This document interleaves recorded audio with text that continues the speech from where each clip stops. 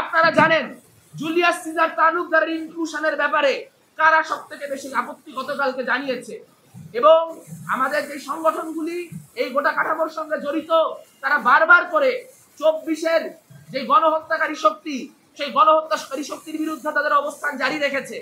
কিন্তু একই সাথে 71-এর যে গণহত্যাকারী শক্তি সেই গণহত্যাকারী শক্তি যাতে এই ক্যাম্পাসে পুনর্বাসিত হতে না পারে, তারা যেন কালকে আমাদের এখানে আদিবাসীদের, নারীদের, ধর্মীয় সংখ্যালঘুদের অধিকার হরণ করতে না পারে, তা নিশ্চিত করার জন্য আমাদের যে লড়াই সেই লড়াইও জারি থাকবে। 71-এর গণহত্যাকারী শক্তি, 24-এর গণহত্যাকারী শক্তি, তাদের বিরুদ্ধে যে যুগপৎ গণতান্ত্রিক আন্দোলন, সেই গণতান্ত্রিক আন্দোলন আমরা গড়ে তুলব এবং সেই গণতান্ত্রিক আন্দোলনের পথে একটি পাথেয় হিসেবে থাকবে এই ডাকসু নির্বাচন। আপনারা বিভিন্ন রকম পর্ষদ এবং বিভিন্ন রকম আপনার প্যানেল গোটা বিশ্ববিদ্যালয় জুড়ে দেখতে পাচ্ছেন।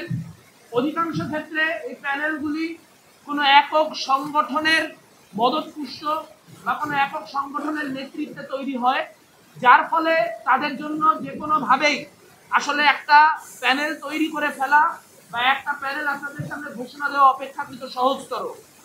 কিন্তু আমাদের যেই প্যানেল, এই প্যানেলের নাম আমরা অ্যাপ্রোপ্রিয়েট অর্থেই প্রতিরোধ পর্ষদ রেখেছি। আপনারা অনেকেই আমরা দেখছি যে মিডিয়াতে প্রচার করার সময় এটি গণতান্ত্রিক ছাত্র জোটের প্যানেল বা বামপন্থীদের প্যানেল বলে উল্লেখ করছেন। আমরা আশা করব আপনারা এই যে মিডিয়া ফ্রেমিং, এই মিডিয়া ফ্রেমিং থেকে বের হয়ে আসবেন।